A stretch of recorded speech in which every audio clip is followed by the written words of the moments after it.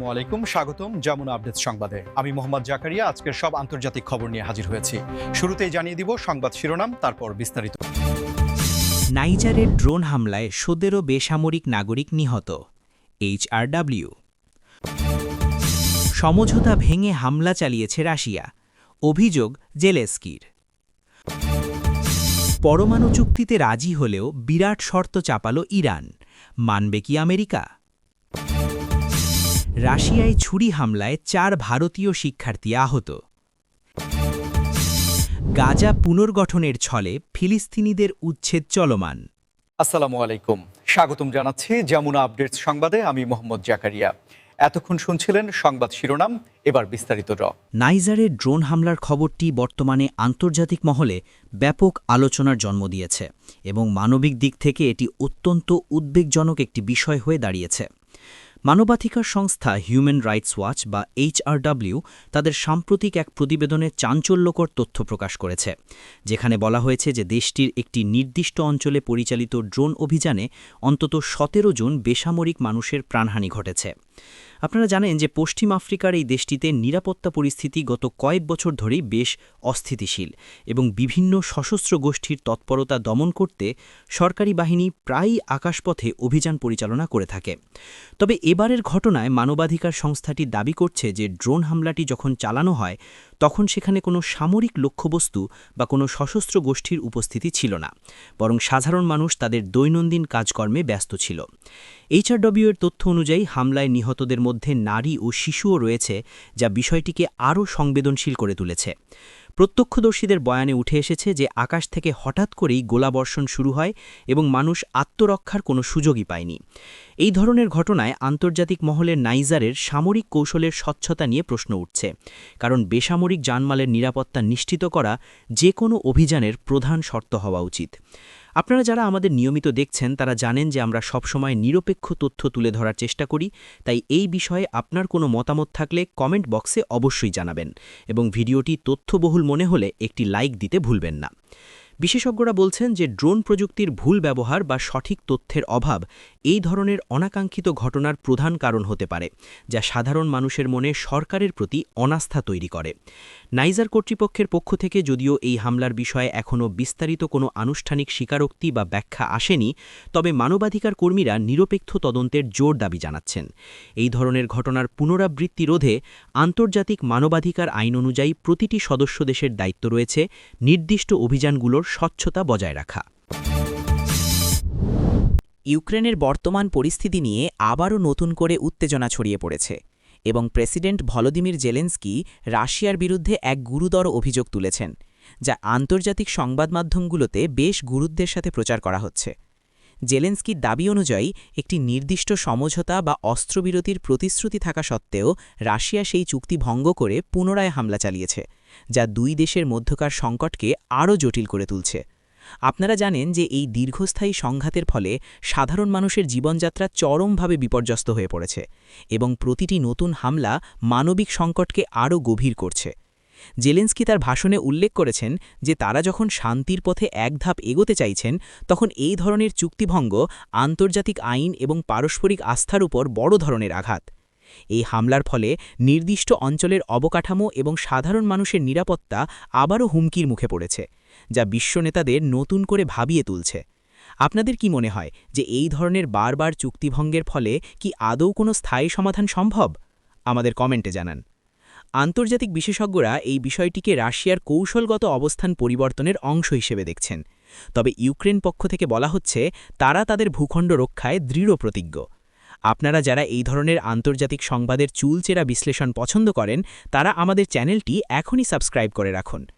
Zelensky আরও জানিয়েছেন যে এই হামলার পর তারা আন্তর্জাতিক আদালতের কাছে এবং মিত্র দেশগুলোর কাছে আরও কঠোর পদক্ষেপের আবেদন জানাবেন, যাতে করে ভবিষ্যতে কোনো সমঝোতা করার আগে তার নিরাপত্তা নিশ্চিত করা যায়। এই উত্তপ্ত পরিস্থিতির মধ্যে সাধারণ নাগরিকরা চরম আতঙ্কে দিন কাটাচ্ছেন, কারণ ঘরবাড়ি ছেড়ে পালানোর দৃশ্য এখন প্রতিদিনের ঘটনায় পরিণত হয়েছে। অর্থনৈতিক দিক থেকেও এই অস্থিতিশীলতা সারা বিশ্বে প্রভাব ফেলছে, বিশেষ করে জ্বালানি এবং খাদ্যদ্রব্যের বাজারে। রাশিয়ার পক্ষ থেকে অবশ্য এই অভিযোগের বিপরীতে সবসময় তাদের নিজেদের নিরাপত্তার যুক্তি তুলে ধরা হয়। তবে বর্তমান প্রেক্ষাপটে আলোচনার মাধ্যমে সমাধান আসার পথটি আরও সংকুচিত হয়ে গেল বলে মনে করা হচ্ছে। ইরানের পরমাণু চুক্তি নিয়ে দীর্ঘদিন ধরে যে অচলাবস্থা চলছিল তাতে নতুন একটি মোড় দেখা যাচ্ছে, যা বিশ্ব রাজনীতির সমীকরণ বদলে দিতে পারে বলে ধারণা করা হচ্ছে। ইরান সম্প্রতি জানিয়েছে যে তারা পরমাণু চুক্তিতে ফিরতে বা নতুন করে শর্তে রাজি হতে প্রস্তুত, তবে তারা এর বিপরীতে একটি বিশাল এবং কঠিন শর্ত জুড়ে দিয়েছে, যা নিয়ে এখন ওয়াশিংটনের নীতি নির্ধারকদের মধ্যে ব্যাপক চুলচেরা বিশ্লেষণ চলছে। তেহরানের পক্ষ থেকে বলা হয়েছে যে এই চুক্তি কার্যকর করতে হলে আগে তাদের ওপর থেকে সব ধরনের অর্থনৈতিক নিষেধাজ্ঞা পুরোপুরি প্রত্যাহার করতে হবে এবং ভবিষ্যতে কোনো মার্কিন প্রশাসন যেন এই চুক্তি থেকে এককভাবে সরে না যায় তার নিশ্চয়তা দিতে হবে। আপনারা হয়তো জানেন যে আগের ডোনাল্ড ট্রাম্প প্রশাসনের সময় আমেরিকা এই চুক্তি থেকে বেরিয়ে গিয়েছিল, যার ফলে ইরানের অর্থনীতিতে বড় ধরনের নেতিবাচক প্রভাব পড়েছিল। এখন প্রশ্ন উঠছে যে জো বাইডেন প্রশাসন কি ইরানের এই বিরাট শর্ত মেনে নিতে রাজি হবে কিনা, কারণ আমেরিকার অভ্যন্তরেও এই নিয়ে যথেষ্ট রাজনৈতিক চাপ রয়েছে। আপনারা যদি এই ভূ রাজনৈতিক ইস্যুটি বুঝতে পারেন তবে ভিডিওটি লাইক করুন এবং আপনাদের মূল্যবান মতামত আমাদের সাথে শেয়ার করুন। ইরানের এই শর্তের ফলে আন্তর্জাতিক তেল বাজারেও এক ধরনের চাঞ্চল্য তৈরি হয়েছে, কারণ নিষেধাজ্ঞা উঠে গেলে ইরান বিপুল পরিমাণ তেল বাজারে সরবরাহ করতে পারবে, যা বিশ্ব অর্থনীতিতে ইতিবাচক প্রভাব ফেলতে পারে। তবে ইসরায়েল সহ কিছু মিত্রদেশ আমেরিকার ওপর চাপ দিচ্ছে যেন ইরানের পরমাণু সক্ষমতা পুরোপুরি নিয়ন্ত্রণে রাখা হয়। এই জটিল কূটনৈতিক খেলায় কে জিতবে আর কে হারবে তা সময় বলে দেবে। তবে এই চুক্তির ভবিষ্যৎ এখন পুরোপুরি হোয়াইট হাউসের সিদ্ধান্তের ওপর নির্ভর করছে। ইরান বলছে তারা পরমাণু শক্তিকে কেবল শান্তিপূর্ণ কাজে ব্যবহার করতে চায়, কিন্তু পশ্চিমা বিশ্ব বিষয়টিকে সন্দেহের চোখে দেখে আসছে। বিদেশে পড়তে যাওয়া ভারতীয় শিক্ষার্থীদের নিরাপত্তা নিয়ে আবারও বড় ধরনের শঙ্কা তৈরি হয়েছে এবং এবার রাশিয়ার একটি শিক্ষা প্রতিষ্ঠানে মর্মান্তিক এক ছুরি হামলার ঘটনা ঘটেছে।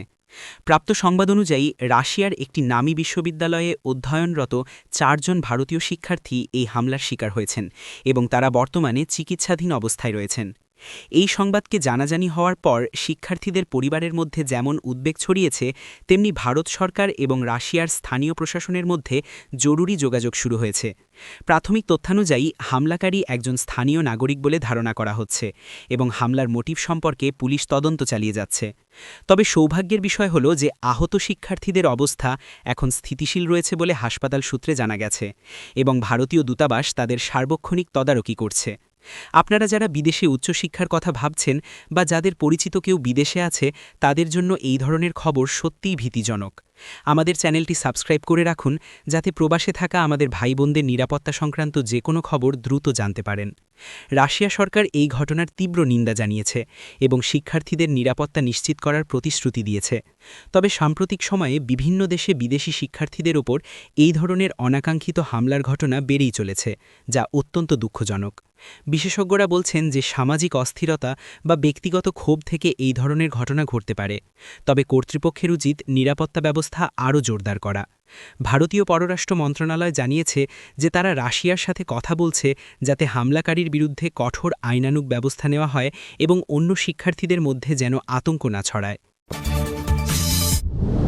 গাজা উপত্যকার বর্তমান পরিস্থিতি নিয়ে আন্তর্জাতিক মহলে নতুন এক গভীর উদ্বেগের সৃষ্টি হয়েছে, যেখানে অভিযোগ করা হচ্ছে যে গাজা পুনর্গঠনের নাম করে মূলত ফিলিস্তিনিদের তাদের আদি বসতভিটা থেকে উচ্ছেদ করার একটি সূক্ষ্ম প্রক্রিয়া চলছে।